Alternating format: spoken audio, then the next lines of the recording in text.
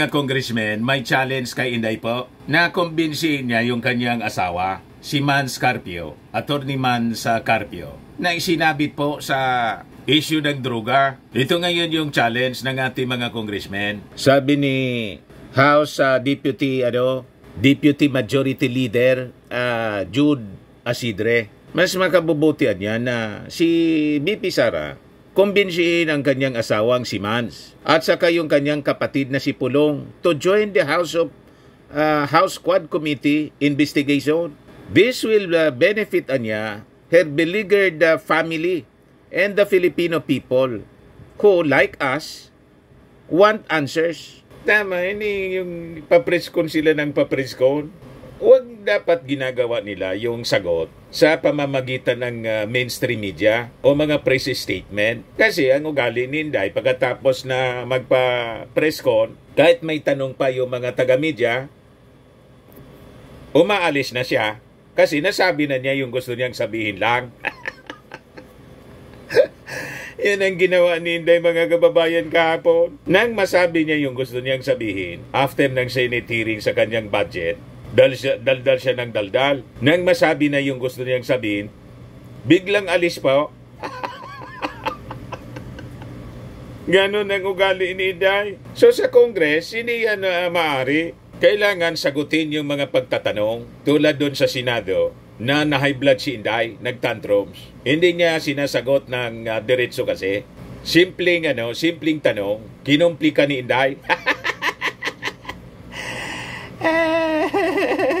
Dito yung asawa niya dapat mag-appear sa Congress, pati yung kanyang kapatid na hindi na po makita sa sesyon. Si Pudong, sabi po ni Congressman Jude Asidre, we assure Anya BP Sara that Attorney Mans in Kong Pulong will be given courtesies and respect due to them, given their stature.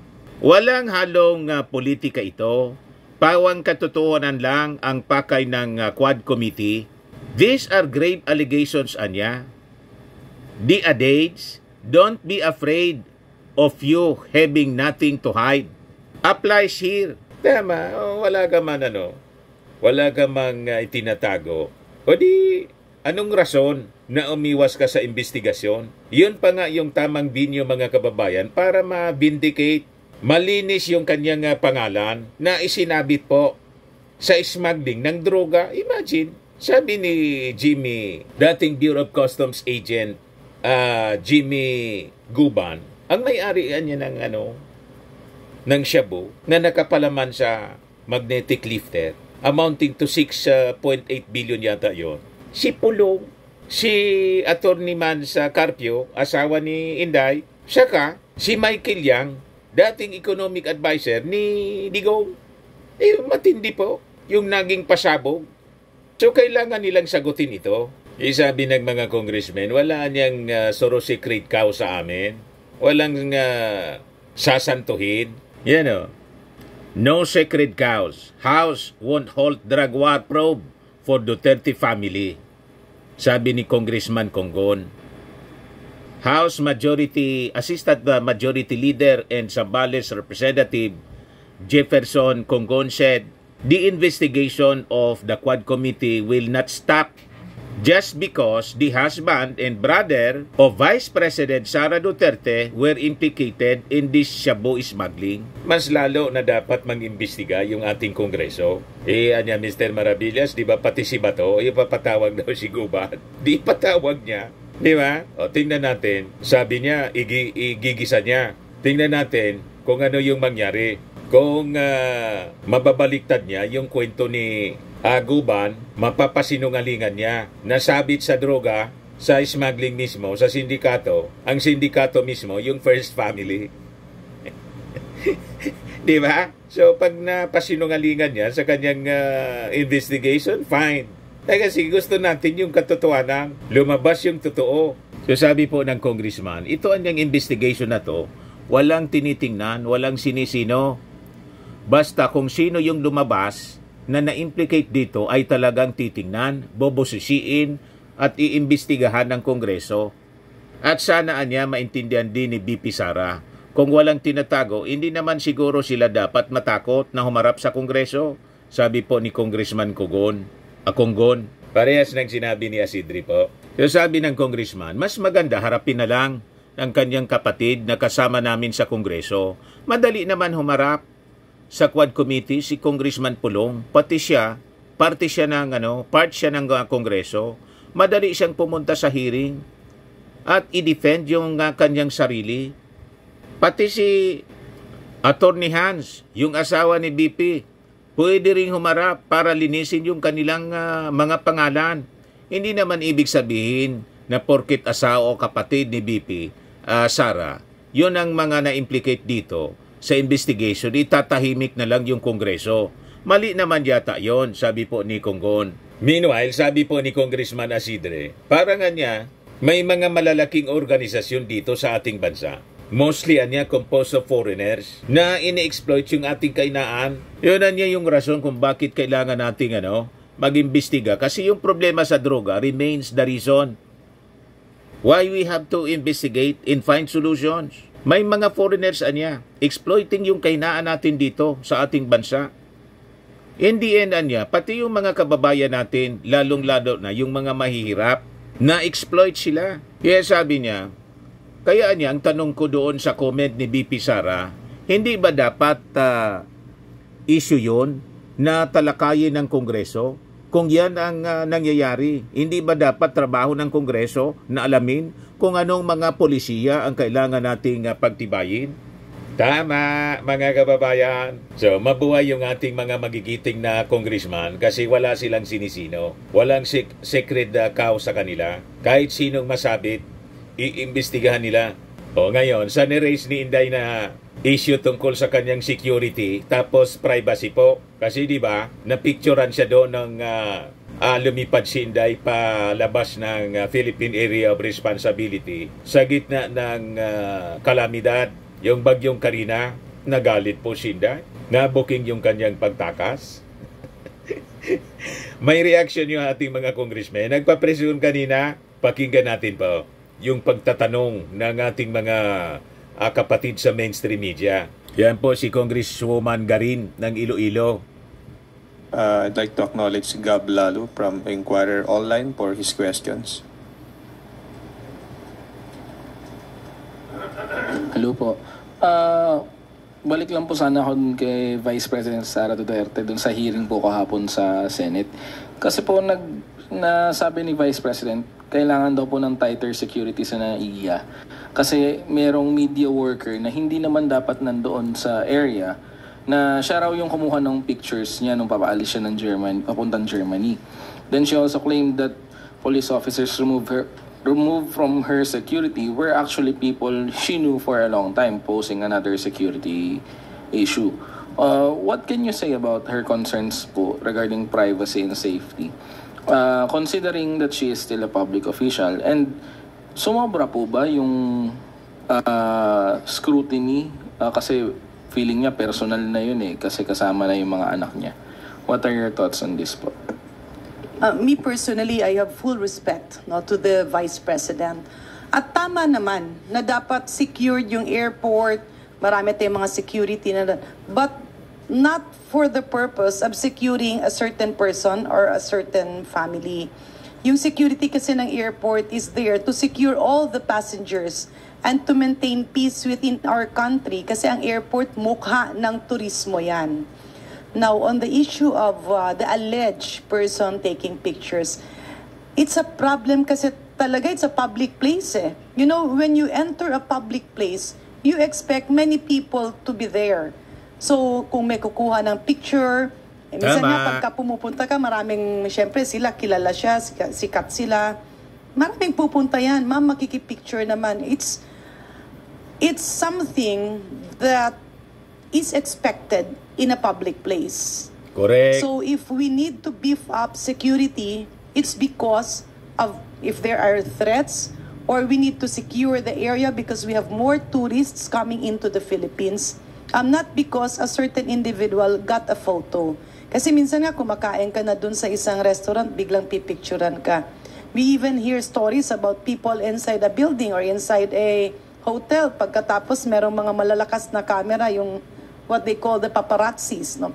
These are part and parcel of the risks we face as government employees and government officials. So Correct. I myself, with due Parang courtesy si to the Diana, Vice President, may paparazzi. wouldn't blame the setup of an airport because it's a public Princess place. Diana. Even pag sakay mo sa aeroplano, may dadaan dyan ng mga kasama mong pasahero. Pwedeng may sikretong kumuha ng picture kasi ganun talaga ang teknolohiya sa panahon ngayon, lalo na public place siya. Parang hindi naman, for me, hindi siya public concern eh. Kasi hindi naman nagre-reklamo yung mga regular na tao about security. It's a personal concern. I think when she was in the airport, siya pinaka-secure na tao siguro doon sa kung halimbawa may 1,000, 2,000 tao sa airport, siya pinaka-secure siguro na tao doon. So, of course, she's the Vice President. Kailangan may security siya. Wala namang question doon. But parang personal concern eh. Parang may special treatment ka na nga as the Vice President. Kulang pa ba yun? Parang kulang pa ba? So, hindi naman pwede lahat ng maliliit na problema o personal concern mo, sisisihin mo ang national government for its shortcomings or inadequacy. Para sa akin, tingin ko is more of a personal concern. Just in support po of our colleagues here, no? We agree with their statements. Yun nga po, yung issue po nung sa NAIA, when it comes to security, this is, of course, security is the first and foremost concern of any airport, whether it be yung issue natin mga laglag bala, or threats against people in the airport, or kahit bomb threat, alam po natin kung ano kabala, or bomb joke pa nga po eh. But if we're going to talk about yung security of one's privacy, yun nga po, tama yung punto na yun. It's a public place, we can't really expect much privacy. We can't expect privacy as private persons. Paano pa kaya as public officials? So talagang possible po na mangyari yun. If there are lapses in security, siguro meron po talagang dapat managot dyan. But if I understand correctly, kayo po, ang aming kaibigan sa media, nasa industry po kayo, may beat reporter po talaga sa NAIA po, di ba? It's precisely to pick up news and information such as this. So I'm not sure kung talagang may lapse na yun. So yun lang po siguro. On my part, I agree with Congresswoman Garin. No? First and foremost, we have to discuss security and privacy because I believe this may be, these two may share the same, characteristics, no? Privacy and security, no? Very thin line. When we talk about security, I would really support any move or any proposal to secure public places, especially airports, no, where people from different walks of life, inbound and outbound passengers, converge. No, definitely, it's one of the things that we need to maintain the security of all our public places. But in terms of privacy, this is something as a public servant. Kasi sa Pilipinas po, there seem to be an interplay between a public servant, a public official, and that of a celebrity. No? Unfortunately, here in the Philippines, in many other countries, the people feel that they own a percentage or a degree of those individuals who may have something to do with a job that may have something to do with affecting the lives of ordinary people. So once you enter into public service, you somehow surrender a certain degree of privacy, unfortunately. And that's been the problem not only of one individual public official, but it is actually shared by all of us. Once you do enter into this kind of service, you automatically, deliberately or not, automatically share your life to the public.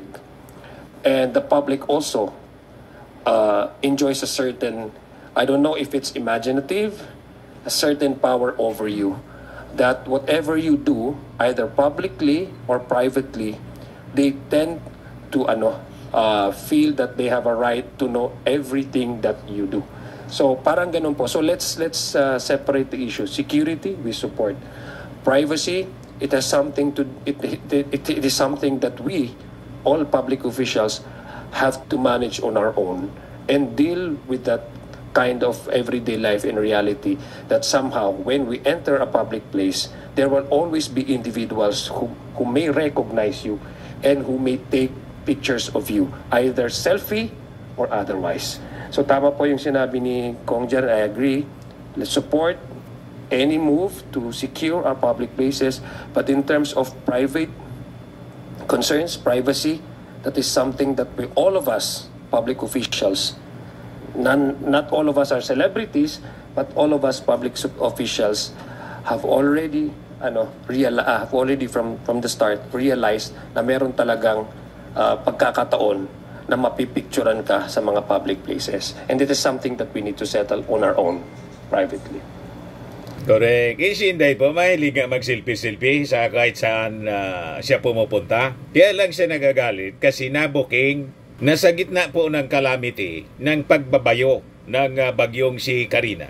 Na imbes mga kababayan, nandito siya tumutulong sa mga nasalanta, lumipad siya outside of outside the Philippine Area of Responsibility, papuntang Germany. Kaya siya nanggagaliti.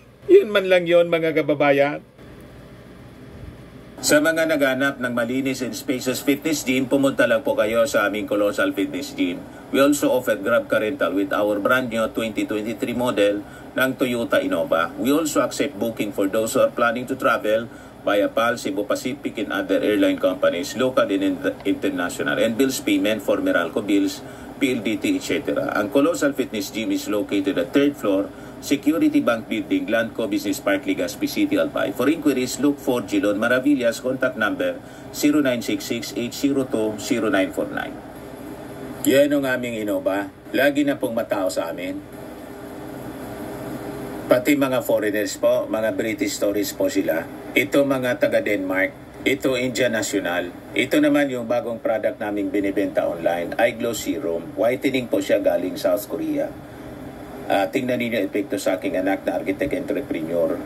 Sa mga inquiries ninyo, dumiretso na lang kayo sa kanyang messenger, Riz Maravillas on FB. Ito naman po, Fairmax Firming and Lifting Cream, pinapay po sa mga pulses and affected area. Mainam po ito sa mga pains at paninigas na mga kaso-kasuan.